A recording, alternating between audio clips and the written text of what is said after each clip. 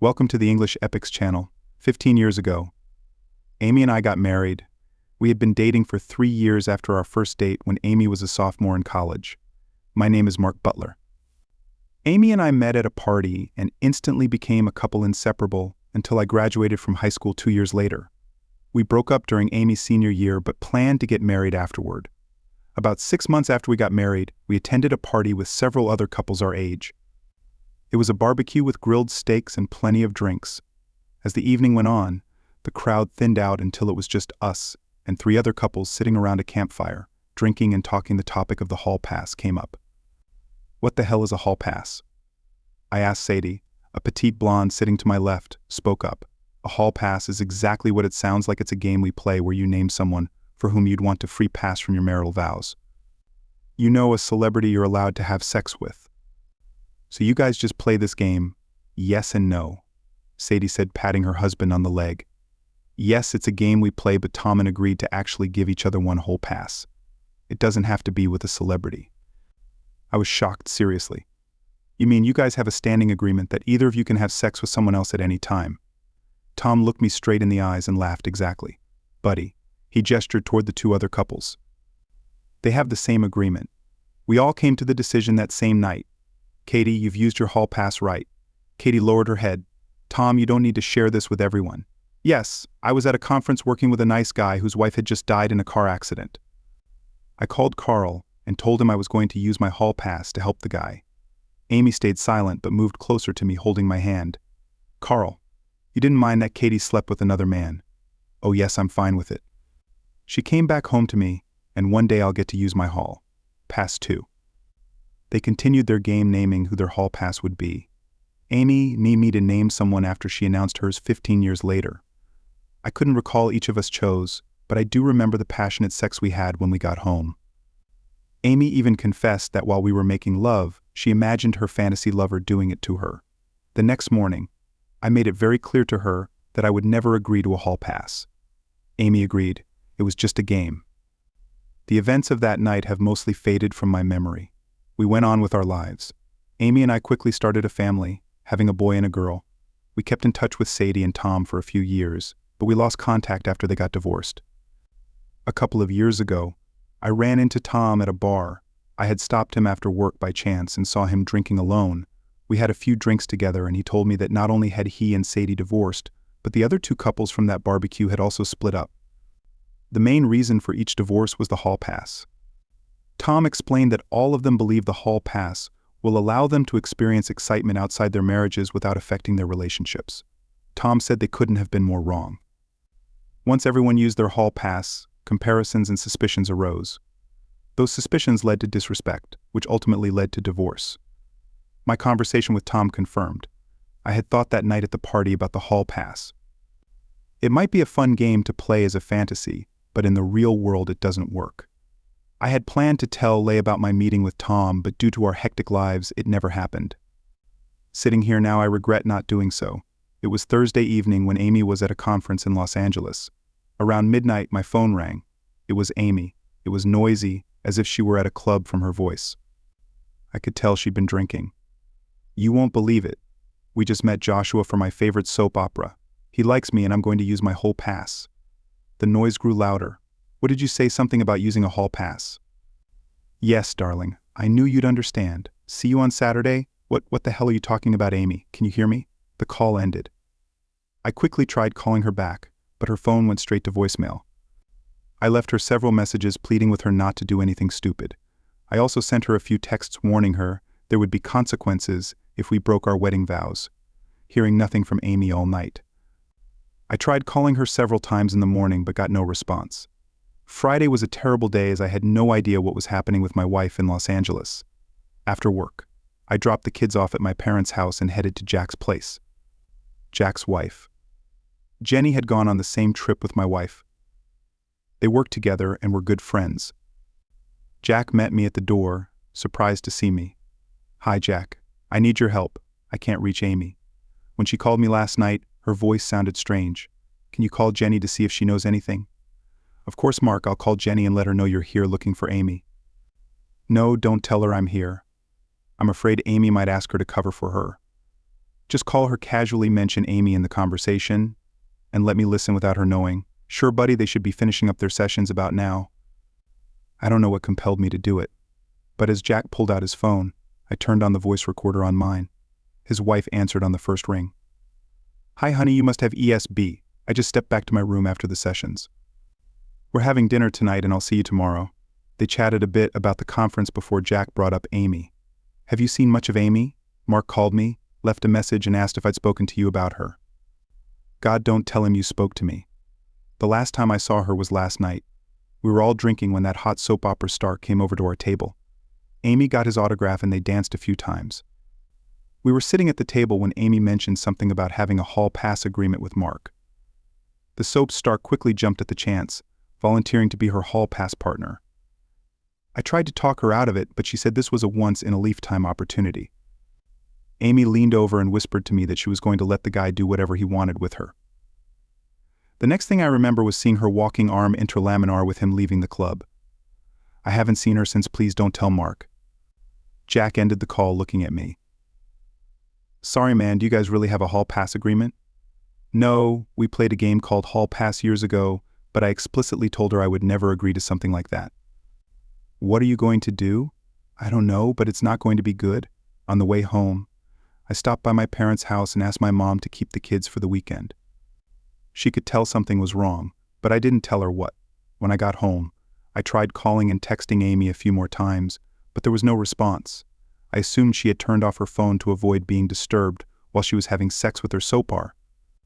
Amy's flight was scheduled to bring her back. By midday, she was giving Jenny a ride home, so I asked Jack to text me. When Amy dropped her off, I set up our video camera on the shelf in the living room so I could confront her face to face. I wanted everything, she said, to be recorded at 4 o'clock. I received a message from Jack. I had about 20 minutes. I picked up the camera remote and waited for my wife to come home. I nearly jumped out of my seat when the garage door slammed shut, pressing the record button on the remote.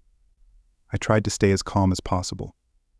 Amy burst in from the kitchen, dragging her bag behind her. Oh God, what a crazy trip, she exclaimed excitedly. Yeah, I've got the bags. I tried calling you, my phone broke. I dropped it and it shattered into pieces. The last time I talked to you, I didn't know you very well. It sounded like you met a soap opera star and used your hall pass. Yeah, we were at the club and Joshua Morrow came over to our table. You know, the star from my soap? We danced a few times and talked about our hall pass agreement. God, he's so hot, he said he wanted me to use my pass on him. That's why I called you. He's been with all the hottest actresses and he wanted me. Can you believe it? He took me to his place and, well, you probably don't need the details. No, go ahead. Tell me how he had sex with my wife using his actor's tool. That's been with 100 of other women. Amy still hadn't realized that I was angry. Oh yes, he was experienced. He knows how to handle a woman's body. He said he took one of those pills. Damn, you've got to try it. He lasted forever. God, he was good. The stories you hear about these stars being graded in bed, they're true. Amy was practically giddy as she recounted her story. Finally, she noticed the anger on my face. Mark, are you okay? No, I'm not. My wife is standing here in my living room confessing to marital infidelity, and she can't stop gushing about sex with another man. Infidelity. What are you talking about, Mark? This was a once-in-a-lifetime opportunity. Joshua was my whole pass. I thought you'd be happy that I got to live out my dream. I'm supposed to be happy that you broke our wedding vows. I didn't break our wedding vows. I just took a break to live out my fantasy. It was like what our friends did. I simply used my whole pass. A look of concern appeared on Amy's face. No, Amy, it was just a game, and I made it very clear that it was only a game. I told you I would never break our wedding vows and I wouldn't tolerate you doing it either. If you had the chance to be with a celebrity, I'd be all for it. I don't understand why you can't just be happy for me, that I had an experience I'll never forget. Don't worry, I'll never forget it either. And I'm sure the family you've forgotten about won't forget it either. I stepped closer to Amy, grabbing her hand. I slipped her wedding ring off her finger. You made love to him without taking off your wedding ring. This symbol of our love and commitment to each other. We didn't make love. We had sex, and no, I didn't take it off. I was going to, but Joshua wanted me to leave it on. I'm sure he did. He wanted to mock your marriage and had his way with you, knowing you're a married woman. Amy stood with her hand on her hip, her typical angry stance. I don't know why you're making such a big deal out of this. It was just 2 nights. What? Do I need to take you upstairs to make it up to you? Thanks, but no thanks. Let me ask you something. Soap Boy didn't use protection. Did he? Well, no, Amy was angry, but my question had clearly unsettled her. You let a man have unprotected sex with you, a man who has probably slept with more than 100 women, and being a TV star, likely some men too. I wonder what Hollywood disease he gifted you. Amy gasped. Maybe he gave you something else too. Especially if you're not on the pill, you're not on the pill, are you? No, I don't need that because you had, oh my God. Amy gasped again. Hey, just think about it. You might be carrying a TV star's baby. Amy was clearly doing the math in her head. No, I had my period last week, so I'm safe until the end of this week. Funny how you're only thinking about that now. Super Soap Boy may have deposited enough material in you over those 2 days to catch an early egg. How many times did he do it, Mark? You're making too big a deal out of this, too big a deal. So you're saying I shouldn't make a big deal about my wife committing adultery and abandoning her family. Amy stumped her foot. I told you it wasn't adultery. I used my hall pass. I called you and even told you I was using it. There's a problem. Amy, you used something that doesn't exist. I never gave you permission to walk away from our marriage and destroy our family. Stop being so dramatic. I really thought you'd be happy for me. I guess I was wrong. I'm done talking about this. Where are the kids? They're my parents' house. I didn't want them here while we discussed our divorce. What? What do you mean by divorce? You're going to divorce me over this? No, we're not getting divorced, as calmly as I could. I looked Amy straight in the eyes. You made your choice. Now I'm making mine. That's ridiculous. You're telling me you're going to abandon our family over this. It's not a big deal and you're just going to have to get over it. Amy shouted, without saying another word. I quietly went upstairs to the guest bedroom, locking the door behind me for over an hour. Amy knocked on the door, telling me we needed to talk. Silence was my response. Waking up early, I left the house before Amy woke up.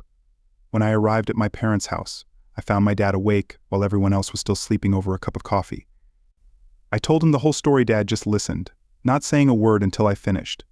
When I got to the end, he simply looked at me. What an idiot dad can. I ask you what you would do in my situation. Son, you have to understand that things were different back then. It seems like this kind of crap is acceptable now. If your mother had done what your wife did, I'd have put a bullet in her head, but you've got to do what you've got to do. Dad. I don't think I can get past this. She knew how I felt about infidelity. Hell, I thought she felt the same way. What about that? Prenup. Her mom made a sign. Amy told me her mom caught Amy's dad cheating several times and wanted to protect her daughter. It seems like Amy's completely forgotten about that. My dad laughed. I'm sure you're going to remind her. Oh, absolutely, but not right away. I want to see what she does. She keeps saying it's no big deal and then I just need to get over it. Dad, I really don't believe she regrets what she did or thinks she did anything wrong. It wasn't until after 10 that my phone started blowing up. Amy was calling and texting, wanting to know where I was. When I didn't respond, she called the kids. Julie, our daughter, walked into the kitchen yawning. Dad, Mom wants to know where you are and why you're not answering her calls. Sweetheart, what did she say to you? Funny, that's exactly what she asked me. She wanted to know what you told us. What's going on with you two? Are you cheating on her? Or is she cheating on her? Damn, she's sharp, Dad chimed in. Well, shit, Mom cheated on you, didn't she? I think you should ask your mother that question. I said I didn't want to be accused of throwing her under the bus. I knew Julie would be very upset with her mother. Julie, being the stubborn teenager she was, pulled out her phone and put it on speaker. Dad's here. Did you cheat on him? Julie, what are you talking about? Whatever, he said. It's not true. What did your father tell you? He didn't tell me anything. Mom, I can read it on his face. You cheated on him. Didn't you? No, I didn't. And if he tells you that I did, it's a lie. All right, Mom, you sound guilty to me. Julie hit the end call button on her phone. Sorry, Dad. I can't believe she did this to you. I assume you're going to divorce her. You've always preached honesty and morals. I wouldn't blame you if she cheated on you. With a grim expression, Julie turned and went back upstairs. Your kid has a good head on her shoulders. Why, beyond her years, she'll handle this just fine, Dad said. I'm not sure I'll even still be a dad, I replied. About 30 minutes later, there was a loud knock at the front door. I heard Dad say from behind the door, Amy, I'm sorry, but you're not welcome in our house today. Mr. Butler, I don't know what your son told you, but he made it all up. I didn't do anything, whatever you say. Amy, But you're still not welcome here. Tell him I didn't do anything, and if he says I did, he's going to have a problem." Amy shot back. She sounded angry. I said to Dad when he came back into the kitchen, "Be careful, son." Dad warned, "I've seen that look before. She's not going to back down easily. That woman's like a cornered cat. She's going to lie and claw away. Out of this. I hope you can prove what she did. She looks ready for a fight." Amy was silent when the kids and I returned home later that day. That night, I slept in the guest room again. This time no one knocked on the door. The next morning the kids left for school and I sat at the kitchen table sipping my coffee. I decided it was time to confront Amy face to face. She walked into the kitchen as if nothing was wrong. "Did the kids sleep well?" she asked. I nodded as she poured herself a cup of coffee. "Sweetheart, why are you sleeping in the guest room? Are you feeling okay?" "You know why I don't want to sleep next to my cheating wife?" "Cheating wife? Mark, what are you talking about?" "So I suppose you're going to deny that you had sex with a soap opera star while you were out of town last week, Mark." "I don't know what you're trying to pull." She turned and looked me in the eyes with an angry glare. "You're accusing me of something you can't prove, and I'll make you pay dearly for it. You know, you won't be able to prove anything there. It is the declaration of war. No, we can go back to the way things were, but that's up to you." "I'm willing to forget all these baseless accusations." "Sorry, but I can't forget what you did. I'm going to say this one more time. I didn't do anything, and more importantly, you can't prove I did. You'll regret it if you try to claim otherwise. Drop it, and let's move on with our marriage." I understood the threat when I heard it. I didn't say anything, just stood up and walked to my car as if I were heading to work. I drove down the street, waiting for Amy to leave for her school, where she worked as the assistant principal. Once she was gone, I returned to the house, taking Amy's words to heart. I entered the house looking for evidence. If this was going to be a war, I wanted to gather as much ammunition as possible. Ginny had mentioned that Amy got Soap Boy's autograph. Was she planning to deny the affair? I figured something like that would be too much of a trophy to get rid of. She would have hidden it. It took 2 hours of searching, but I finally found it. Amy had an old briefcase tucked away in the back of her side of the closet. It was locked, but she always used the same code for all her briefcase. At the bottom, beneath a few folders, I found a photograph. It was a standard promotional photo of Soap Boy. The inscription was modest. To my friend Amy Joshua Morrow. On the back there was another message. "You were an amazing lover. Joshua." I examined the photo before carefully putting it back in its place. My next stop was a lawyer. Before leaving, I made copies of our prenuptial agreement, the recording of Amy's friend's phone call, and my recording of Amy's confession, placing them on 2 flash drives. The lawyer I visited was Welk, known for a ruthless approach to dealing with cheating spouses in the world of divorces. Vicky Sampson was famously nicknamed the Shed Devil. I laid out my story about what Amy had done. When I finished explaining the situation and how I wanted it to unfold, she leaned back in her chair and smiled. "I like it. You're ruthless, set the trap, and spring it. When there's no way out, it'll be uncomfortable for a while before we present the evidence. Everyone will think you're lying or that you've lost your mind. Let her think she's winning right up until the very end." Mrs. Sampson shook my hand. "I'll prepare the paperwork and arrange for her to be served at school. There are a couple of things I need you to do first. Check your credit card statements. We need to figure out which club she went to with her SOPAR. Second, get access to her iCloud. I bet there are selfies of her with Joshua there. She's probably smart enough to delete anything incriminating from her phone and upload it to a secure location. If we're lucky, a copy might still be in her cloud rushing home." I quickly sat down at her computer. I didn't even have to try accessing her iCloud hidden in her photo folder. Were the 3 pictures I was looking for, 2 shots of Amy with Soapbox, and one of Amy Soapbox and her friend Jenny. I copied the photos onto a flash drive. A quick look at the pictures gave me the name of the club, which was written on the wall behind them. My lawyer was thrilled with my discovery. She told me under no circumstances should I let anyone know we had the photos. Her plan was to serve Amy at school on Friday afternoon, giving me time to take the kids to my parents' house for the weekend. She also told me not to move out of the house no matter what Amy said or did. That Friday I had just dropped the kids off at my parents' house where my phone rang. I switched it to voicemail and ignored her messages. I hadn't been home for more than 10 minutes when she stormed in. I was sitting in the living room and turned on the video camera. As soon as I heard the garage door slam, I didn't want to miss a single incriminating statement. "You son of a bitch. What the hell do you think you're doing? I started to respond, but she kept me off. You just couldn't let it go. Could you? What is it, Mark? Is your fragile, low male ego her? You humiliated me in front of my coworkers, and now you're divorcing me. Fine. I'll go through with it, but you'll pay for this. You can't prove the adultery you put in the divorce papers, and without that, I'm going to take everything you have. I hope you're happy you could have just let it go. Were you really that upset that I had amazing sex with a celebrity? You could have just let me have a good time, but no, well, screw you. Amy paced around while I sat silently. She returned to the living room with fire in her eyes. When are you moving out? I'm not moving out. I'm staying right here. Oh no, you're not. If you want a divorce, you'll have to leave. She stared at me for a few moments, expecting me to stand up. But I just sat there smiling. Fine. When this is all over, you'll regret not just keeping your mouth shut and letting us move on. The next month was incredibly tense. Amy and I didn't speak to each other. The kids slowly began distancing themselves from Amy. Julie even started wondering aloud whether her mother had really cheated. Amy told anyone who would listen that I had made the whole thing up. Her lawyer filed a response to our petition requesting sanctions for false claims. She even tried to get the court to force me out of the house. That motion was denied. The court expedited our hearing, and both sides were given limited time for testimony and cross-examination of witnesses. My lawyer questioned both Amy and her friend Jenny. They both denied that Amy had left with the soap opera star and even denied meeting him or going to the club. While preparing me for my testimony, my lawyer emphasized the importance of telling the truth but not volunteering any additional information. She hoped that their lawyer wouldn't ask about the evidence we had gathered regarding Amy's affair, likely assuming we didn't have any .as misses. Sampson had predicted.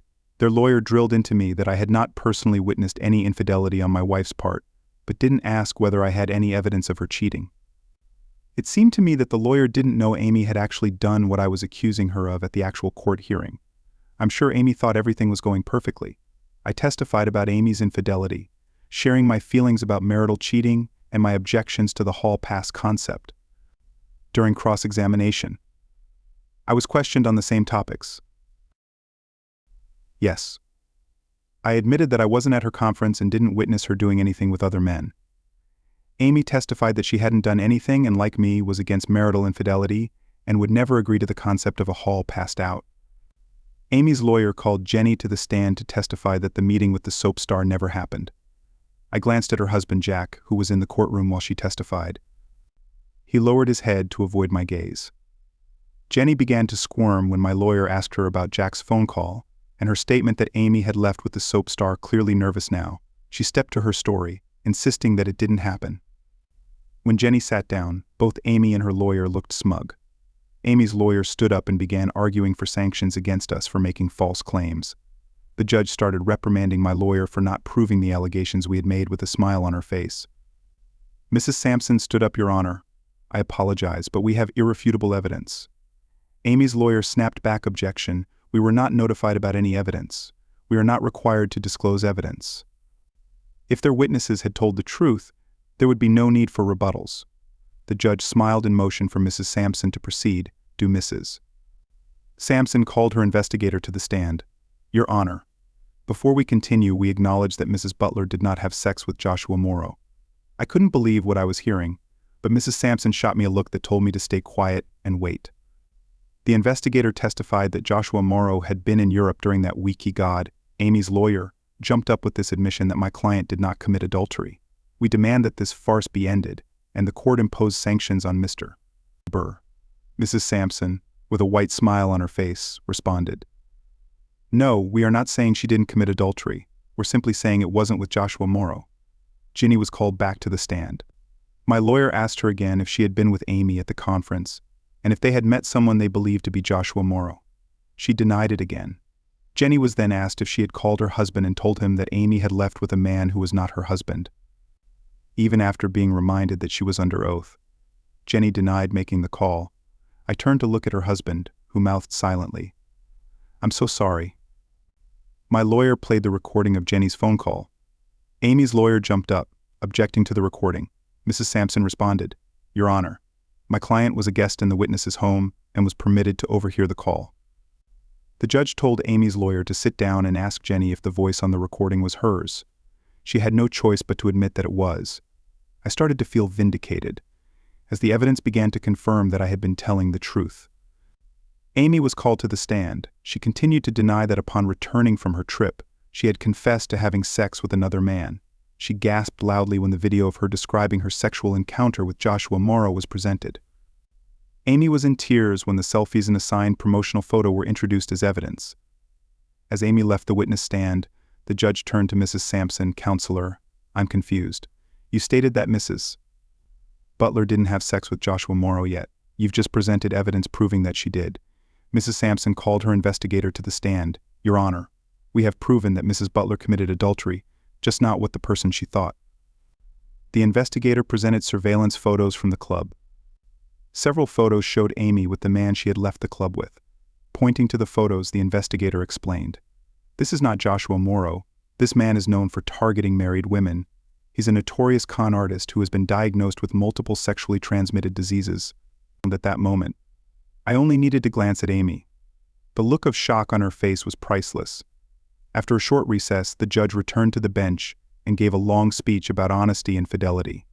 The judge ruled that Amy had committed adultery as outlined in our prenuptial agreement. He ruled in my favor, upholding the terms of the agreement. The judge then lectured Amy, stating that even without the prenuptial agreement, he would have awarded me custody of the children. For the record, he deemed Amy an unfit mother due to her persistent attempts to deceive the court. With tears in her eyes, Amy turned away from her lawyer's table to leave Mrs. Butler. "Stay where you are. We're not finished yet." The judge called Jenny to the stand to join Amy. "You both raised your right hand and swore to tell the truth in this courtroom. That oath is sacred in this building." He looked directly at Jenny. "I don't care if you had some miscued belief that you were helping your friend. A light is still a light in this courtroom. If this were a criminal case, you'd both be in jail right now. I find that both of you gave false testimony, and I'm holding you both in contempt of court." The judge fined them both the maximum penalty of $5,000 each out. Amy's bad day got even worse as she walked out of the courthouse to find a local news crew pointing a camera in her face later. I learned that my lawyer had tipped him off. "Mrs. Burr, do you have any comment about abandoning your family for a one-night stand with a fake TV star?" The reporter's question was the straw that broke Amy's back. Amy let out a blood-curdling scream and then lunged at the reporter. It was a blur of arms and legs. As Amy struck the reporter, she pinned her to the ground and yanked her by the hair, forcing a sheriff's deputy to use a taser to subdue her. The cameraman captured the entire episode on video. That evening, Amy was on every national news broadcast. Unfortunately for her, she didn't get to see her moment of fame. She was locked up in the county jail where she spent the next 6 months. No, I didn't have a beautiful blonde lining up to take Amy's place. I was far too busy raising 2 kids as a single parent, and no, I didn't reconcile with Amy when she was released from jail. Though she tried, my mother felt sorry for her and asked me to give her another chance, but I didn't. Amy lost her career and became the subject of ridicule throughout the town. 3 months after Amy called and texted me, I agreed to meet her at her mother's house. I sat silently listening as Amy told me how much she loved and missed me. She said she missed being part of our family as a result of her arrest and conviction for assault. She was only allowed supervised visitation with the children. Amy said was deeply sorry for about her. It embarrassed to deceived by a con artist, begging me to take back, promising to be the best wife in the world. I stood up and took a deep breath. "Amy, that was a passionate speech. I believe you mean every word of it. You apologized for lying. You said you missed our family and you said you loved me. I believe you, I really do, but what you didn't say speaks volumes. You never said you were sorry, nor did you show any remorse for breaking our wedding vows. I think you regretted that it turned out you didn't have sex with the guy of your dreams. I don't believe you regret deceiving me, or even that it was an act of infidelity. The answer to your question is no and hell no. I will not take you back now wherever I want you to stop contacting me, period. If you don't, I will extend a restraining order that was issued when you were arrested." Amy stood up crying, I'm so sorry I did that guy. And yes, I enjoyed it. I'm sorry that I enjoyed it. Is that what you wanted to hear? Amy, we're done. Go live your life. It won't be with me." I turned and walked up the door as Amy screamed at me, her mother struggling to hold her back. Thank you for listening until the end. See you in the next episode of English Epics. Take care of yourself and your loved ones. Goodbye.